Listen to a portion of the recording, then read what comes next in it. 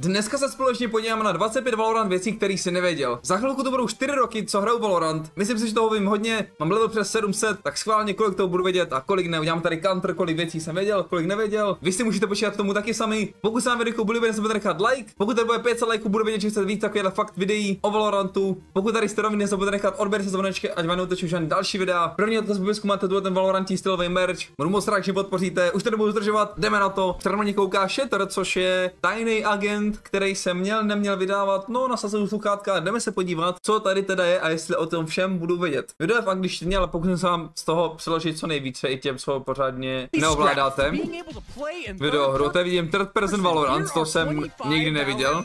Tak pojďme, jinak videjko samozřejmě originální bude v popisku od Aloje, jdeme na to. Thank you Aloj, tak. Aha. Jet byla nejvíc OP agent? Byla? Furt je. Měla 3 smoky po 7 vteřinách a resetující se repliky. Ano. To si pamatuju. Jako včera. Hrával jsem jí. Hrával jsem jí. Jo, Dash jste nemuseli chargeovat. A měli jste 2 drafty. To byl dobrý čas, koukejte na to. To měli víceméně judge. Víceméně jste měli judge, prostě silnější ještě. Na dálku je Judge. Ano. No, hej, ten zavokli pík z 95. Halus. Ok, Cypher kamera. Ukáž? Cypher kamera line-up, ukáž? To jsem asi neznal. Ukáž? Jo, ještě tohle jsem nikdy viděl. A nepoužíval jsem ji nikdy. To je tak napůl. To je broken kamerka, no. Ale dalo se tady nějak to ještě zjišťovat jinak. Nějak se taky dalo zjišťovat, jestli jsou před tím, před Bčkem. Tohle tu kameru si pamatuju. To taky si viděl hlavičky. A na splitu taky, na splitu si viděl i lidi. Halus. Ano, Bakina měla right click, který dávala na dálku. To taky znám, to se taky pamatuju. Tím se pamatuju 3 ze 4. Right click s Bakinou, mám klipy taky z toho. Klipy s Bakinou taky jsem mýval. To bylo insane. Ale docela blízko, tady ty ještě docela blízko. A tady? Ano, tady, na dálku. Odebrali to pak za jeden patch. Ha? Jo, to jsou super deše. To už taky nejde, s Jetkou jste se mohli vy super dashovat takhle nahoru. Ukáž? Ariska taky tam mohla? To si nepamatuju. A byl jsi přesnej? Byl jsi přesnej? Tak to je dobrý. Stinger byl mega broken. A teďko znovu je Stinger, my tam mimochodem dost koukali Masters.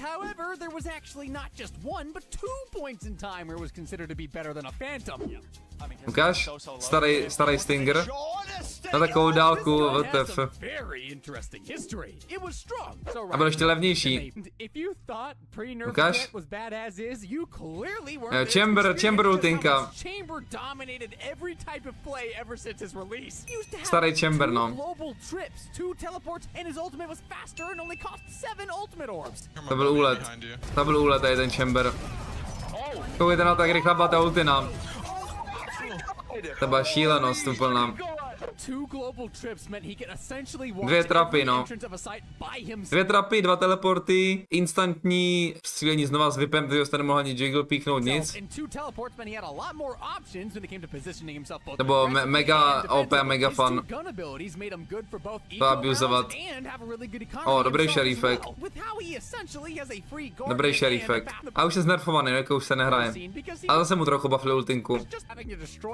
Takhle se bude domluvit o Viper mimochodem, to je mi jasný. To taky jako pikuje úplně všude furt. Co to je? B-side doors? Co? Co? To si nepamatuju tohleto. Ničit dveře kamerou. A to už nejde, ne? Tohleto. To taky nejde, ale šlo to, no.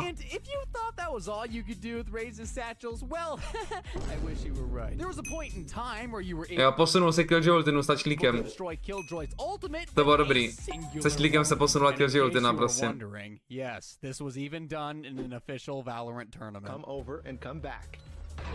To je šílenost.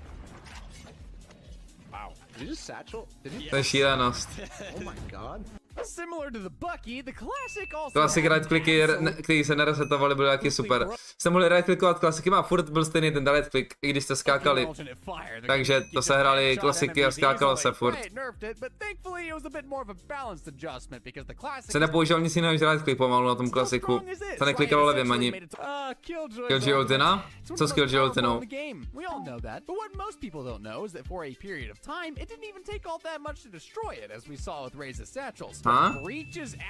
Breach after se to zničil sám? Byla takhle slabá, měla 150 životů, actually? Asi jo? Killjoy dostala buff, no, tu ultimu má jako 200 životů už na chou dobu. To je halus, no. Nebo Breach byl must pick, no, proti Killjoykám. Project A, jasně, že jo. To máme videjko, mám videjko, když tomu ještě říkám Project A. To byly časy. A tohle videjko, to si pamatuju, jsme studovali, jak to vyšlo v září, někde ještě v září 2019. Jsme studovali tady to video, jak to vypadá ta hra. To je crazy. To je actually crazy. My jsme to studovali. A říkal jsem, že to bude budoucnost a docela jsem měl pravdu. Že to neopadne ta hra hned. Že to bude velký, že se na to nevykašle. Jo, to jsou early development. Co to je za footage? Tu footage jsem ještě neviděl, co to je za footage. Valorant 2016 prostě. Jako Valorant hodně dlouho vyvíjeli, no. To je crazy.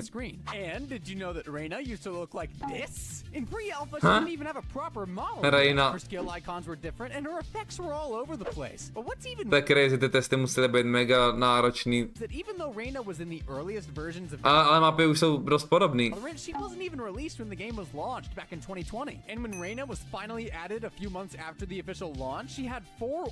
Jo, Rejnička byla taky příjemná, no. 4 overhealy.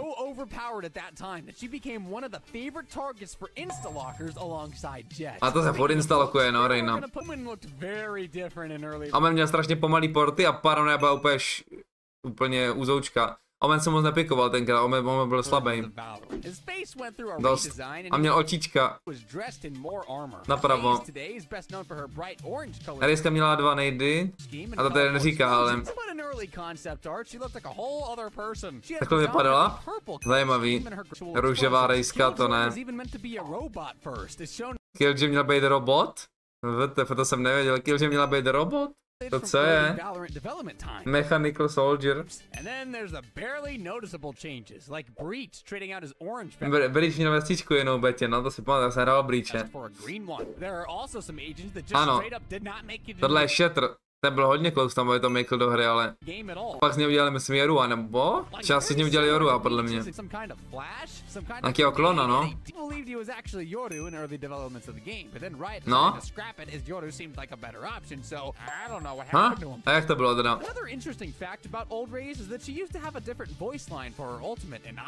What? Rejska měla jednou ultinu? Here comes my masterpiece, to si nepamatuju. Operátor byl broken. 4500, jako není takový rozdíl, 4700, ne? Rychlejší fire rate? Jako vypadá to trochu rychlejší. Si nepamatuju, že by byl někdo brečnal to, že je vypoje broken. A Wide Joy, dobrá.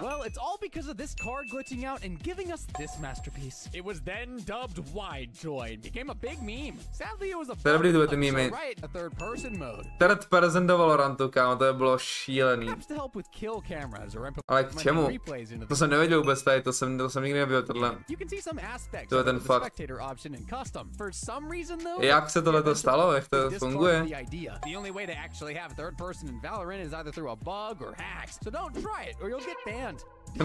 Cheaty, no, maximálně.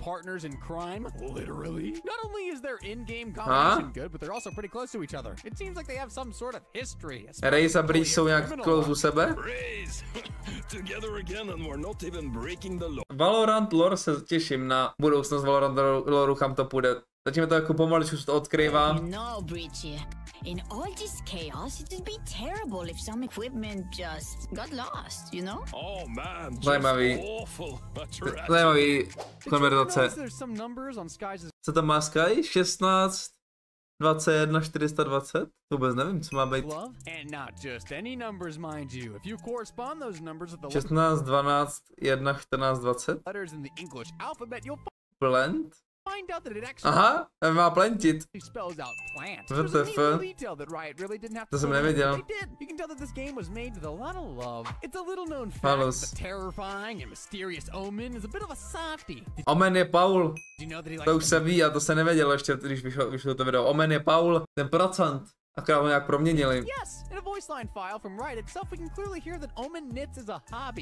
Hey Omen, I respect a guy who knits. Omen prostě vyšívá, no.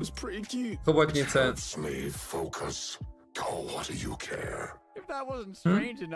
Zajímavý. Jaký má hobby Phoenix? Počkej, to nevím. Fakt? To nevím, že hraje šachy Phoenix. Tak to cením, šachy jsou goated. Do Valorantu se hodí do GameSense. Winning takes sacrifice. Right, Cypher? Sacrifice? Úplně neporazil někde Cyphera. Like chess? Our chess game? Oh, come on, I know you got it. We've all gone to the range at some point, but did you know that there's more to it than meets the eye? If you've explored a bit, you might find some stairs nearby. Dole bylo, no. Tady bylo, a tady byl nějaký líky. Depending on the current patch, you can actually interact with some of the objects inside. You'll soon find out that this is Brimstone's secret room. To je Brimstoneová roomka, to jsem nevěděl, to je Brimstoneová roomka. Voicemails and emails from the other agents. I mean, since we're already in the range, we can't leave without even mentioning the fun little mini game that Riot hid inside. Jaký skákání? Jakou minigame? Skákání? Skákání určitě ne. Myslí parkour.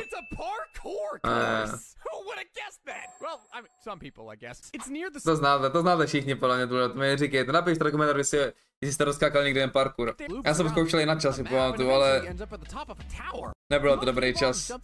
Bylo tak x minut. Ten konec je nejhorší. Kolik je rekord?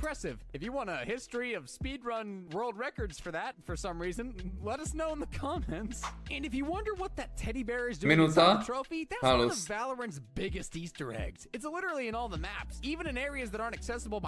To je tactical bear.